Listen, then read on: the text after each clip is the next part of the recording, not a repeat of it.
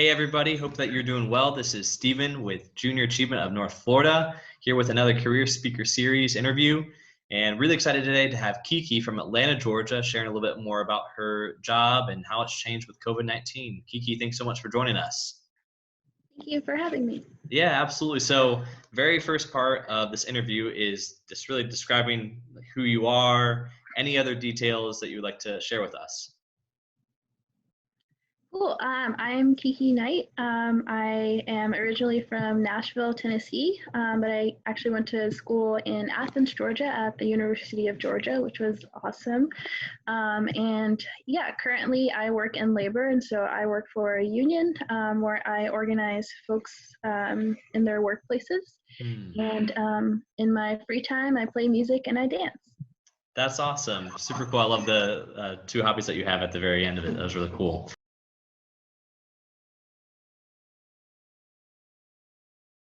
So, KyKy, in the sense of high school, I know you mentioned that you went to college at the University of Georgia. When you were in high school, what was your thought process? Did you know that you wanted to go to college? Did you feel like you wanted to go to the workforce? Kind of like describe what that whole thinking process was for you. Yeah, so when I was in high school, I would have been a first generation low income student coming into college. And so my parents didn't go to school. And I have 17 cousins. And so I was actually the first of all of those grandkids to go to college. And it was really important to me when I was in high school to be the first one to do that and to I also super love learning, and so college was definitely something that was on my radar. Actually, the figuring it out and going was totally new because no one before me had done it. Right. But I knew in high school I wanted to go. And I also had a really good friend in high school, and we were like, we're going to go to college together. We're going to room together, and it's going to be great. And it was. So, yeah. That's awesome. Okay, so when you were selected, did you look at a wide array of colleges, or did you know that University of Georgia was your place to go to? I actually applied to a lot of different places, mostly in the South, in consideration of how much college was going to cost. And so I applied to a lot of places where I knew I would be able to get scholarships. And also, I lived in Georgia at the time, and so there was a Hope Scholarship. And so I applied to schools in Georgia and settled in on UGA because of the Hope Scholarship and also because it was one of the top choices that I had. When I was in high school, I also attended a couple of summer camps at college institutions, like debate camps and stuff like that. So I had been able to go around and visit at some institutions. My very top choice would have been Princeton, where I had gone to summer school, but sadly I did not get it. Okay. Not a problem. That's awesome to hear. But about your college experience. So what was your major? Did you change around a lot, or did you know exactly what you wanted to do? I actually changed quite a bit. And so I went to school, I'm a very artistic person. And so I went to school and started in the art school at UGA as a photography major. I graduated with a film degree. And the transition towards that major was kind of related to going into school to study photography in the first place, but I just really fell in love with cultural studies through film. And so that's what I ended up getting my degree in. Okay. And so you said you're in labor now. Do you feel like that is in line with what you are doing now, or just complete shift? Tell us about it. It's a pretty big shift, I would say. I actually did work at an independent art house theater in Athens after I had graduated from college, and still really enjoy and love film. But and I think this is true for a lot of people's college experiences, I got involved with a lot of stuff while I was in college that wasn't just my major. And one of those things was community organizing and political activism. Cool. And so that kind of, the environment of being at that institution, being in that city, and just really wanting to make a change, I ended up, totally shifting what I do in my day-to-day from what I studied. But there were a lot of relevant aspects of studying film, particularly cultural studies, that are relevant to my job today.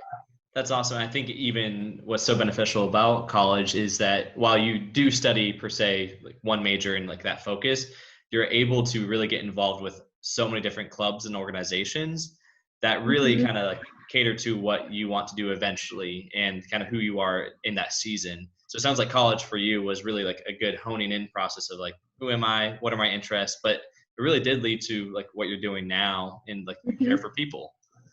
So that's really neat to hear.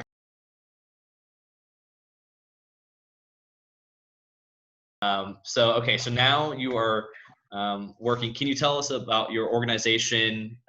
What a typical day looks like, or I guess looked like before COVID-19 and social distancing? Yeah, my job looked a lot different before social Okay. distancing. So I work for a national union, and our organization is a nonprofit that organizes folks both in the public and private sectors. Hmm. And so, I'm a union organizer. We day to day would go in and talk to workers about how to make the workplace better. We often leverage fights around making sure people had health care and pay raises and all the stuff we all need to survive. I work particularly with higher education. And so we would go to different colleges, talk to folks on the job, visit people at home to talk to them about what they would like to see changed, how they would like to go about changing it. I think in Georgia, the context is particularly interesting because we are a right to work state. And so a lot of places where folks have union contracts, we don't have that here in Georgia. And so our organizing would look like going out and going to the Capitol to talk to our Wow. legislators, which is not possible through social distancing now. And so it's very different than it was before.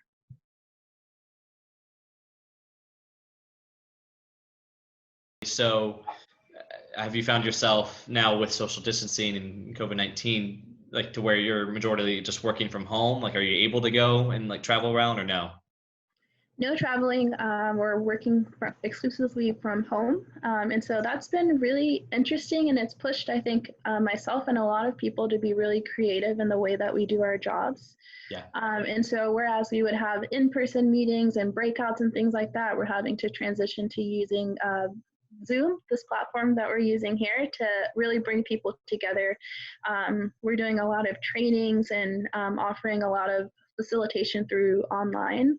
And still getting people together to advocate for themselves in their workplace. So that might look differently digitally, like a call-in campaign to our folks at the Georgia House, at the Yeah. Capitol. Those things are still possible, but I do miss. There's nothing like going and speaking directly to the people who we've Yeah. elected, and being able to do that. But we're still able to do it online. Yeah, golly, I mean, that's a completely different where you're interacting with people all the time into where you're still interacting with people, but just obviously, I feel like not as much, but also the way you interact is through technology. Have you found that your just with everything going on, that your like workload has increased in making sure that people are represented well by the organization that they work for and like reaching out to you guys? Oh yeah. We have, I think, the challenge of reaching folks when you're able to like go to their work site and like them and where their office is, as opposed to even knowing how people spend their time online. Has been definitely a challenge. I would say my workload has increased because we're doing a lot of different things as well. And so we've really delved into reaching people through social media and really upping our Hmm. social media game. And so figuring out new worlds of connecting with people in a new way has definitely put on more work, but I've got plenty of time to do it as I'm at Yep. home. That's really true. Oh yeah, definitely plenty of time because I mean the bummer thing about working at home is that it's not like you before where you were in an office and then you're like, all right, I have to go home and you kind of can shut down. It's like it's hard to when you're at All the home, you're like, time. all right, I'm done with work, but I'm in the same place I've been literally all day long. And so it's so easy just to kind of continue on and into the evening. It's definitely hard to prioritize the stopping time.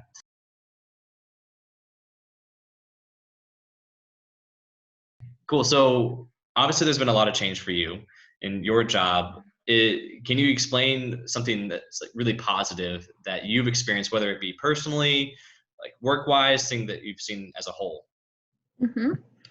I would say that one of the things that's been really cool is actually seeing how much more people want to be engaged because of COVID-19. I think that it has really shifted a lot of the comforts that we all enjoy, but also the necessity that we need to reach in our lives. And so I've seen just the incredible power of people coming together to say, hey, some folks are still having to go to work, and so we have to come together and fight for PPE in a new way. And so it's just been really encouraging to see that people are still really activated and still really down to come and like leverage a fight for fair working places, even amidst a pandemic, which, I think has really shifted a lot of people's capacity as well to do this kind of work. And so for people to still be showing up, I'm like, yes, that's energizing every single day. Yeah, absolutely. I mean, I think even for our organization at Junior Achievement, have been doing pretty much like the same amount of work, but it's just definitely shifted our focus. And it's been really cool to like problem solve, like figure out what's going on, how to adapt to online learning, and what's working, what's not working, failing a decent amount, saying we got to shift. It's really cool to literally, it's so interesting, even though I'm away from my coworkers, I feel closer in the sense of where we are like constantly trying to work together and making sure we're like doing quality programs. And so, I mean, I totally agree that like, that's definitely positive. I feel like even though we are separate, like people are coming together. I'm curious to see what's going to happen when things do open up back a little bit more. I don't know when, but what's going to be the new normal with everything.